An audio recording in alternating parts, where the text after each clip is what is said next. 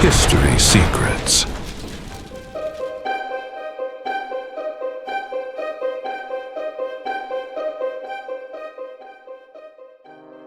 Nous vivons un moment où une guerre au Moyen-Orient pourrait devenir inévitable. Mais cette guerre ne surgirait pas d'un seul événement. Elle serait le résultat de forces politiques, stratégiques et historiques qui poussent lentement le monde dans cette direction. Pour comprendre ce scénario, nous devons commencer par une question simple. Pourquoi les États-Unis pourraient-ils entrer en guerre contre l'Iran?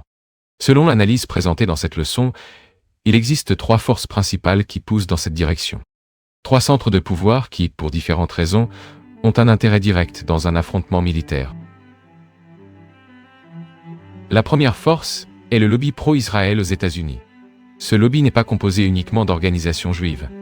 Il inclut également des millions de chrétiens sionistes qui défendent la protection stratégique d'Israël. L'une des organisations les plus connues de ce groupe est l'AIPAC. Bien qu'elle compte environ 100 000 membres, son pouvoir vient de son immense influence financière. Parmi ses soutiens se trouvent de nombreux milliardaires. Cela fait de cette organisation l'une des structures de lobbying les plus puissantes de Washington. Le piège de l'Iran-Israël, arabe. Mais le pouvoir politique ne s'arrête pas là. Il existe également un immense mouvement de chrétiens aux États-Unis qui soutiennent Israël pour des raisons religieuses. L'une des organisations les plus influentes de ce groupe compte environ 7 millions de membres. Lorsque ces 2 groupes agissent ensemble, ils forment une force politique extrêmement puissante. Une force capable d'influencer les décisions stratégiques du gouvernement américain. La deuxième force qui pousse les États-Unis vers le conflit est le système économique américain lui-même. Au cours des dernières décennies, les États-Unis se sont habitués à vivre comme une puissance impériale. Et l'empire produit quelque chose de très attrayant pour de nombreuses élites. De l'argent facile. Une grande partie du capital mondial passe par le système financier américain.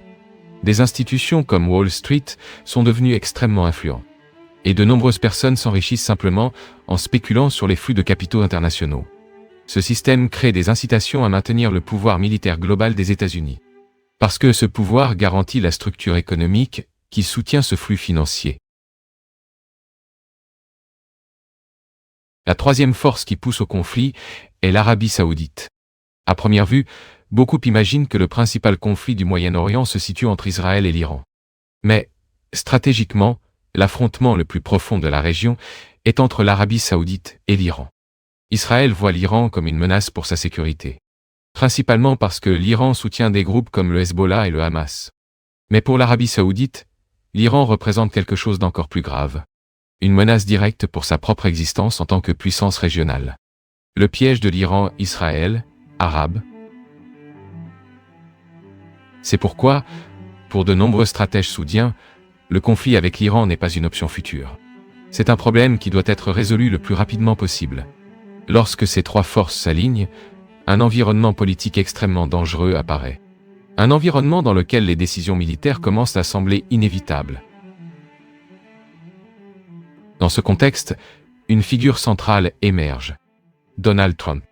Selon cette analyse, Trump fonctionne comme le point de convergence de ces forces. Il serait le leader politique capable de transformer ces pressions stratégiques en actions militaires. Mais Trump n'agit pas seul. En coulisses, il existe un réseau d'influence extrêmement proche de lui.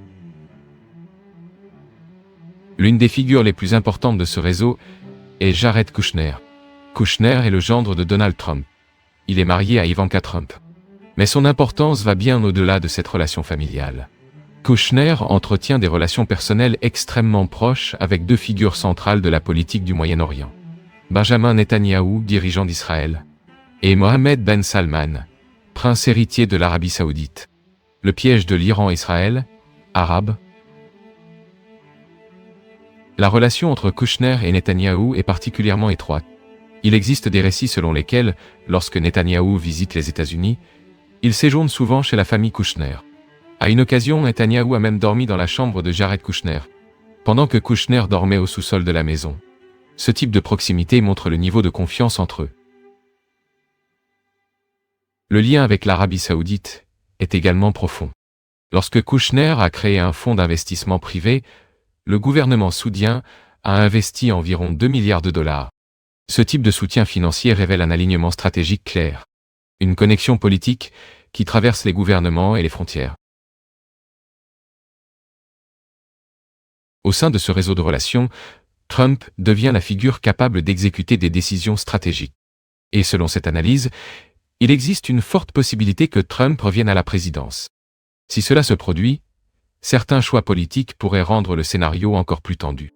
L'un de ces choix serait la sélection de Nikki Haley comme vice-présidente. Haley a une position extrêmement dure contre l'Iran. Une grande partie de sa carrière politique a été financée par des groupes liés au lobby pro-Israël. Par conséquent, elle tend à défendre des politiques très agressives contre le gouvernement iranien. Cette possibilité ne surgit pas de nulle part. Il existe des précédents. Pendant le premier mandat de Trump, plusieurs décisions allaient déjà dans cette direction. L'une des plus importantes a été le retrait des États-Unis de l'accord nucléaire avec l'Iran. Cet accord avait été créé pour réduire les tensions et empêcher le développement d'armes nucléaires iraniennes. En abandonnant le traité, Trump a éliminé l'un des principaux mécanismes diplomatiques de limitation du conflit. Une autre décision extrêmement symbolique a été le transfert de l'ambassade américaine de Tel Aviv à Jérusalem. Ce changement a provoqué une énorme tension au Moyen-Orient.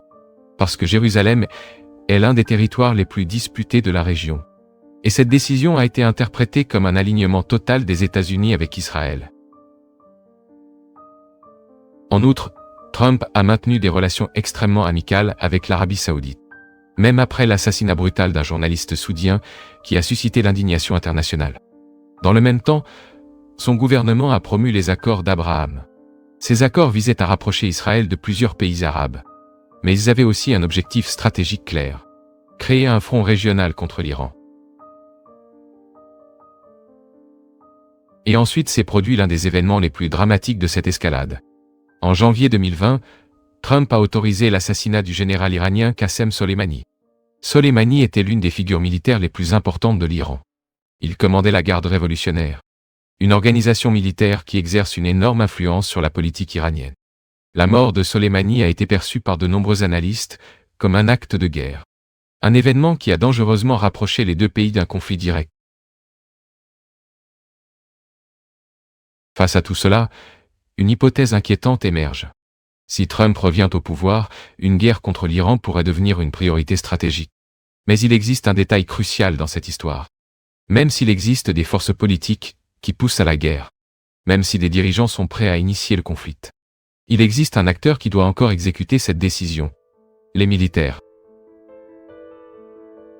Et sans le soutien des militaires, aucune guerre ne peut avoir lieu. Même s'il existe des forces politiques qui poussent à la guerre, même si des dirigeants sont prêts à initier le conflit, il existe encore un acteur fondamental dans cette équation.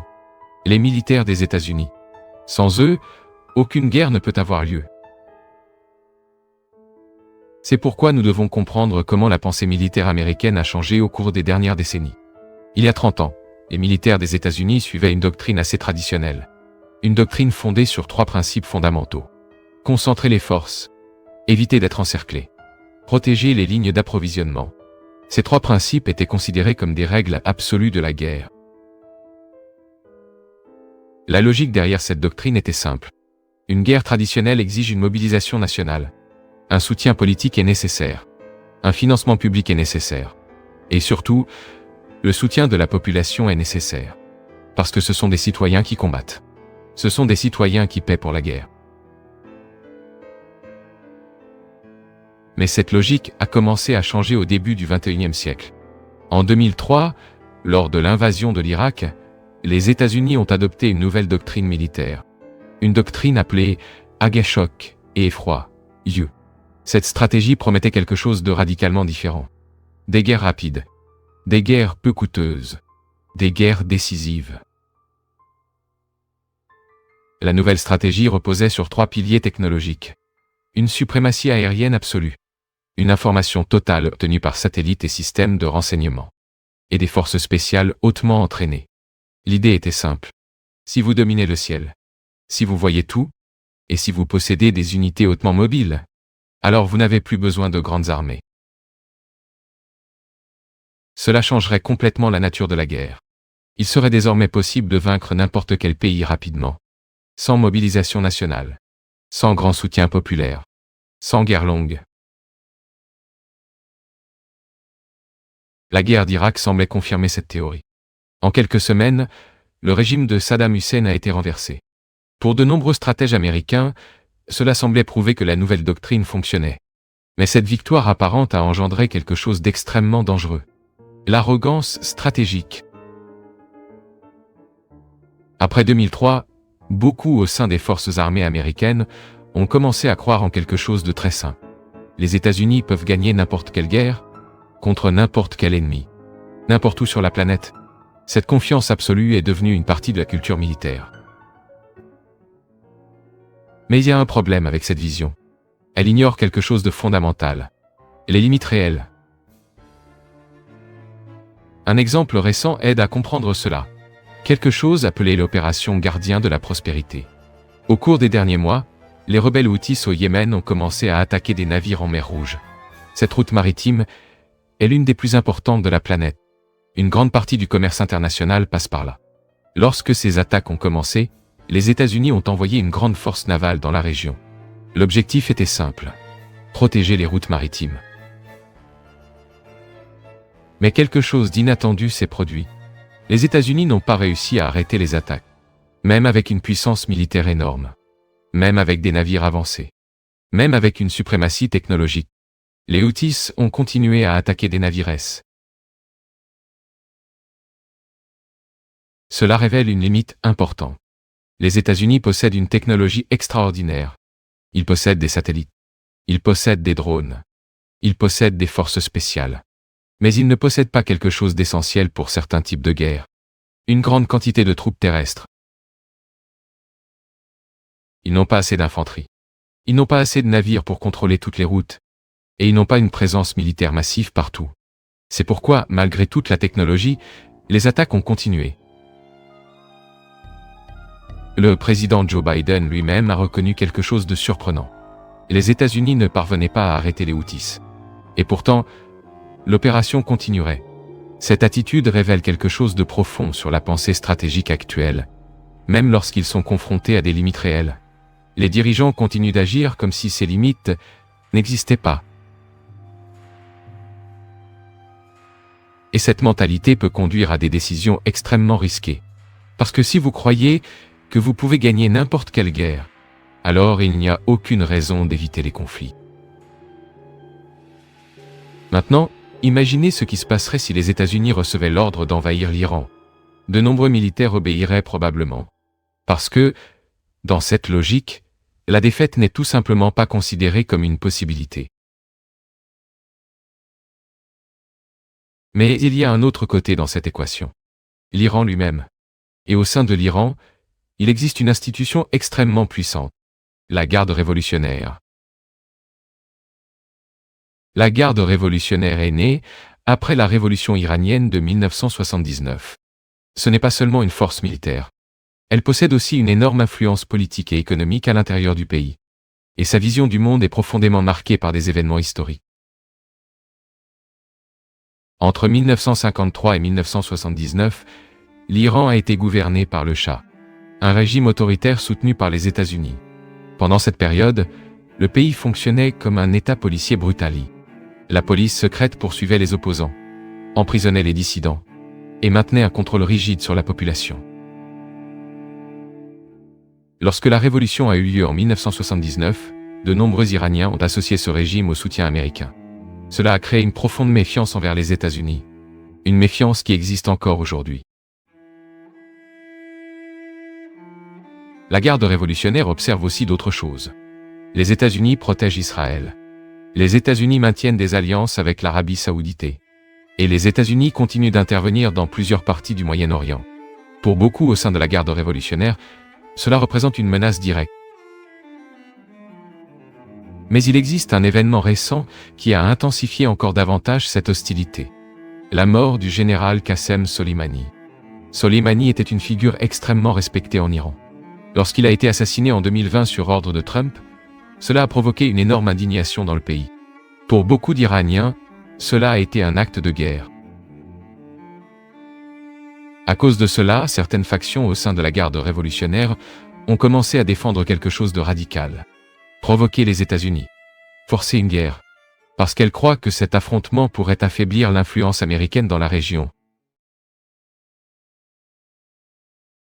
Et ainsi, surgit une situation extrêmement dangereuse. D'un côté, des forces politiques aux États-Unis qui poussent au conflit. De l'autre, des factions au sein de l'Iran prêtes à le provoquer. Les États-Unis cherchent un motif pour la guerre. L'Iran pourrait être disposé à fournir ce motif. Face à cela, une prévision inquiétante apparaît. Une guerre entre les États-Unis et l'Iran pourrait avoir lieu dans les prochaines années. Mais si cela arrive, comment cette guerre serait-elle réellement? Pour répondre à cette question, nous devons imaginer un scénario. Un scénario possible. Un scénario hypothétique. Mais extrêmement plausible. Imaginez que nous sommes en 2027. Donald Trump est revenu à la présidence. Et une nuit, il apparaît à la télévision pour faire une annonce au peuple américain. L'annonce d'une nouvelle guerre. Imaginez alors le scénario. Nous sommes en mars 2027. Donald Trump apparaît à la télévision en heure de grande écoute. Il fait une annonce solennelle au peuple américain. Les États-Unis lanceront une nouvelle opération militaire. Le nom de l'opération est Opération Liberté iranienne. Selon le discours officiel, il s'agit d'une intervention nécessaire. Une guerre pour protéger la liberté. Une guerre pour protéger la sécurité mondiale. Une guerre pour protéger des alliés. Mais comme toute guerre moderne, elle a besoin de justification, de récits qui rendent l'invasion acceptable pour le public. Trump présente alors une série d'arguments. 5 raisons pour la guerre. La première raison est la défense de la démocratie. Selon le discours, l'Iran vivrait une grande vague de protestations.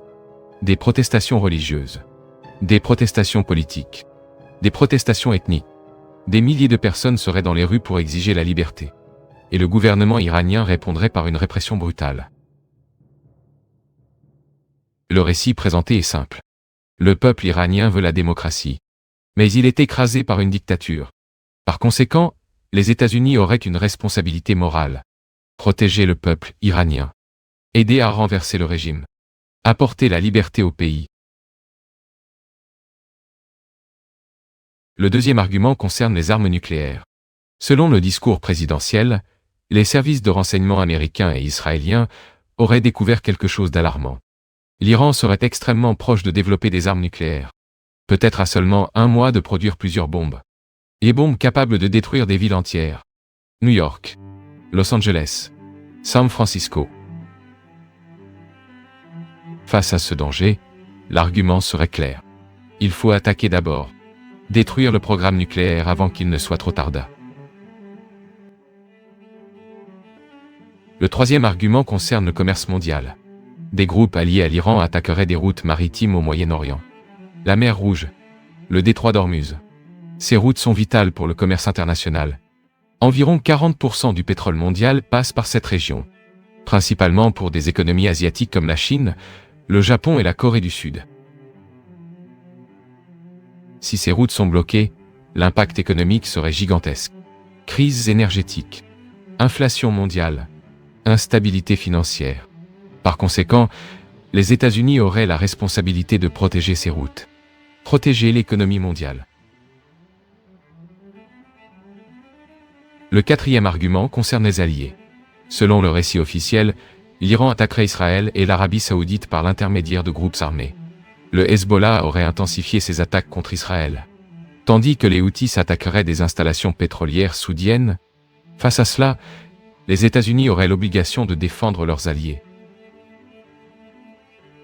Le cinquième argument serait encore plus dramatique. Un grand attentat terroriste aurait eu lieu récemment. Et centaines de personnes auraient été tuées dans un attentat.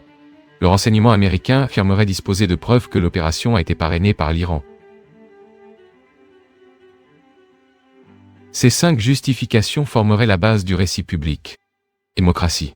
Sécurité nucléaire. Protection du commerce mondial. Défense des alliés. Lutte contre le terrorisme. Avec ces raisons présentées, l'opération militaire commencerait. Une grande coalition internationale serait formée. Israël participerait à l'opération. L'Arabie saoudite aussi. Le Royaume-Uni. L'Australie. Les Émirats arabes unis. La Pologne. Une alliance militaire massive. À la télévision, le public regarderait avec stupeur des images de navires de guerre, d'immenses porte-avions, des bombardiers, des drones, des missiles guidés. Le tout diffusé en direct. Une démonstration spectaculaire de puissance militaire. Parmi ces forces se trouverait l'un des navires les plus avancés jamais construits. Un super porte-avions américain. Une machine de guerre qui coûte des milliards de dollars. Conçu pour projeter la puissance militaire en n'importe quel point de la planète. Ce navire patrouillerait dans le détroit d'Ormuz, contrôlant l'une des routes maritimes les plus importantes du monde. Rapidement, les États-Unis établiraient une suprématie aérienne. Cela signifie quelque chose de très simple. Aucun aéronef ne pourrait voler au-dessus de l'Iran sans être détecté, sans être intercepté, sans être détruit. Le ciel passerait sous le contrôle total des États-Unis. Ensuite viendrait l'invasion terrestre. Une force massive débarquerait dans le sud de l'Iran. Environ 100 000 soldats américains, peut-être 200 000 soldats soudiens, possiblement des centaines de milliers de troupes de la coalition. Une immense armée avançant à l'intérieur du territoire iranien. L'objectif serait clair. Avancer vers la capitale, Téhéran. À ce moment-là, en observant la situation militaire, de nombreux analystes arriveraient à une conclusion évidente. La guerre serait déjà décidée. Les États-Unis contrôlent l'air, contrôlent la mer, et possèdent des troupes à l'intérieur du pays. La victoire semble inévitable. Mais il existe un détail fondamental. Un détail qui change complètement cette analyse. Une question qui doit être posée. Qui a réellement gagné cette guerre? La réponse peut sembler surprenante. Dans ce scénario, celui qui a gagné la guerre, c'est l'Iran. La conclusion semble paradoxale. Au moment où les États-Unis semblent dominer totalement le champ de bataille, c'est précisément à ce moment que la guerre peut déjà être perdue. Pour comprendre pourquoi, nous devons revenir à un concept fondamental de la stratégie militaire. La doctrine traditionnelle de la guerre. Pendant des siècles, les généraux ont étudié des schémas qui déterminent la victoire ou la défaite. Et presque toutes ces analyses convergent vers 3 principes essentiels. Concentrer les forces, éviter d'être encerclé, et protéger les lignes d'approvisionnement. Ces 3 principes ne sont pas seulement des recommandations. Ce sont des règles de base de la survie militaire. Lorsqu'une armée ignore l'une d'elles, elle s'expose à un risque extrême. Maintenant, observez le scénario de l'invasion. 100 000 soldats américains débarquent dans le sud de l'Iran. Peut-être des centaines de milliers de troupes alliées. Tout semble puissant. Tout semble impressionnant. Mais il existe un détail géographique qui change tout. L'Iran est un pays montagneux. Une grande partie du territoire est formée de chaînes de montagnes. Cela transforme le pays en une sorte de forteresse naturelle. Pour placer des troupes à l'intérieur de ce territoire, il faut les transporter par mer ou par air. Mais une fois que ces troupes pénètrent profondément dans le pays, les retirer devient extrêmement difficile. C'est le premier grand problème. Encerclement. Une armée qui pénètre profondément en territoire hostile peut facilement se retrouver isolée, surtout dans des régions montagneuses, où les routes sont limitées, où les embuscades sont faciles, et où chaque défilé peut devenir un piège. Le deuxième problème est la concentration des forces. L'Iran compte environ 90 millions d'habitants. Un pays de cette taille ne peut pas être conquis avec 100 000 soldats, ni avec 200 000, ni avec 300 000. Pour occuper effectivement un pays avec cette population, il faudrait des millions de soldats. Certains calculs suggèrent entre 3 et 4 millions. Mais l'armée d'invasion n'en aurait qu'une fraction. 100 000 soldats américains. Peut-être quelques centaines de milliers d'alliés. Un nombre insuffisant pour contrôler un territoire aussi vaste. Et alors surgit le troisième problème. Le plus important de tous. Les lignes d'approvisionnement. Toute armée dépend d'un approvisionnement constant. Nourriture, munitions, carburant, équipements médicaux, pièces de rechange. Sans approvisionnement, une armée cesse tout simplement de fonctionner. Maintenant, imaginez la situation. Ces troupes sont profondément à l'intérieur d'un pays montagneux.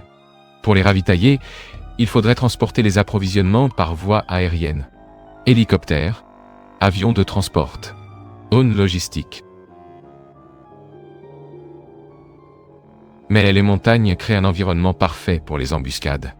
Lorsque les aéronefs volent entre les montagnes, ils perdent en visibilité, perdent en mobilité et deviennent extrêmement vulnérables.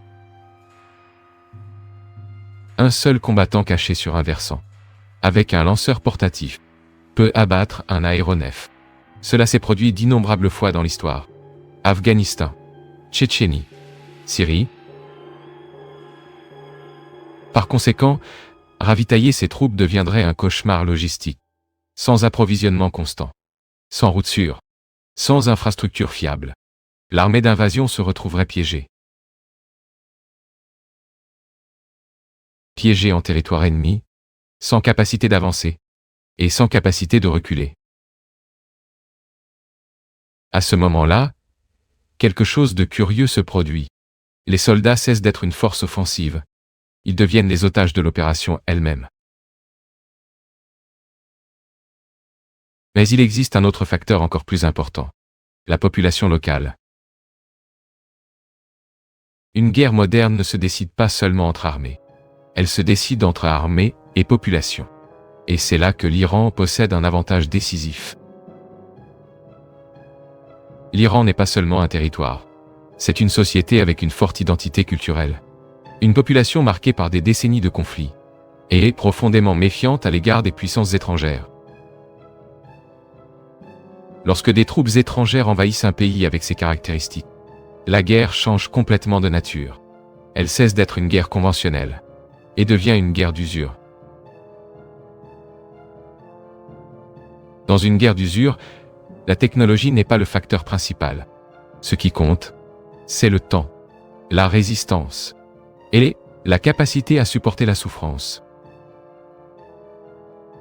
Les États-Unis possèdent une technologie supérieure. Mais l'Iran possède quelque chose que la technologie ne peut pas facilement vaincre. Une population prête à résister. Et cette résistance ne se produit pas seulement sur le champ de bataille. Elle se produit partout. Dans les villes, dans les montagnes, dans les routes, dans les infrastructures. Chaque civil peut devenir un point de résistance. Chaque rue peut devenir un piège. Chaque bâtiment peut cacher un combattant. C'est le type de guerre que les États-Unis ont déjà affronté auparavant, en Irak, en Afghanistan, et les résultats ont été profondément coûteux. Au fil du temps, les pertes commencent à augmenter, les coûts financiers explosent, et le soutien politique commence à s'éroder. Aux États-Unis, l'opinion publique commence à changer. Au début, la guerre est présentée comme nécessaire, comme juste, comme rapide. Mais à mesure que les mois passent, et que les pertes augmentent, le récit commence à se fissurer. Des familles commencent à perdre des proches. Des images de soldats blessés commencent à circuler. Des critiques apparaissent dans les médias, et des manifestations commencent à émerger. La guerre cesse d'être une abstraction. Elle devient une réalité quotidienne. Et alors surgit une pression politique interne. Mettre fin au conflit. Ramener les troupes à la maison. C'est à ce moment que la logique stratégique change complètement. L'objectif n'est plus de gagner la guerre. L'objectif devient de sortir de la guerre. Et dans ce type de scénario, celui qui résiste le plus longtemps gagne. L'Iran n'a pas besoin de vaincre militairement les États-Unis. Il lui suffit de ne pas perdre. Il lui suffit de prolonger le conflit, d'augmenter les coûts, d'éroder la volonté politique de l'adversaire. C'est exactement ce qui s'est produit dans plusieurs guerres modernes. Des puissances militaires extrêmement avancées, affrontant des ennemis technologiquement inférieurs, mais stratégiquement patients. Et dans beaucoup de ces cas, la puissance la plus forte a fini par se retirer. Non pas parce qu'elle a été vaincue sur le champ de bataille, mais parce qu'elle n'a plus pu soutenir le coût du conflit. Dans ce scénario, les États-Unis pourraient se retrouver dans exactement cette position, dominant militairement, mais incapables de transformer cette domination en victoire réelle. Et c'est là que réside le cœur du problème. La différence entre gagner des batailles et gagner une guerre. Gagner des batailles est une question de puissance. Gagner une guerre est une question de stratégie. Et parfois, la stratégie la plus efficace n'est pas d'attaquer, mais de résister. C'est pourquoi ce scénario est si dangereux. Parce que les deux côtés peuvent croire qu'ils ont quelque chose à gagner. Les États-Unis peuvent croire qu'ils peuvent vaincre rapidement. L'Iran peut croire qu'il peut épuiser son adversaire. Et lorsque les deux côtés croient en leur propre victoire, le conflit devient beaucoup plus probable. Mais il existe encore une question fondamentale. Quel serait le coût réel d'une telle guerre? Le coût humain, le coût économique, le coût géopolitique. Une guerre de cette ampleur pourrait déstabiliser tout le Moyen-Orient, affecter les marchés mondiaux, impacter le prix de l'énergie et provoquer des crises dans plusieurs régions du monde. Et au final, même le vainqueur pourrait sortir affaibli. Parce que certaines guerres, même lorsqu'elles sont gagnées, ne valent pas leur coup. Et peut-être que la question la plus importante n'est pas qui gagnerait cette guerre, mais si elle devrait avoir lieu. Tout au long de ce documentaire, nous avons exploré des preuves, des récits et des découvertes qui tentent d'expliquer cet événement historique. Mais une question reste sans réponse. Si tout s'est déroulé exactement comme nous le pensons, alors pourquoi existe-t-il autant de récits contradictoires? Pourquoi certains détails semblent-ils avoir disparu de l'histoire officielle? Peut-être parce que ce mystère n'a pas encore été entièrement résolu. Et peut-être qu'il existe encore des indices en attente d'être découverts. Ceci était History Secret. Car certains secrets de l'histoire attendent encore d'être révélés.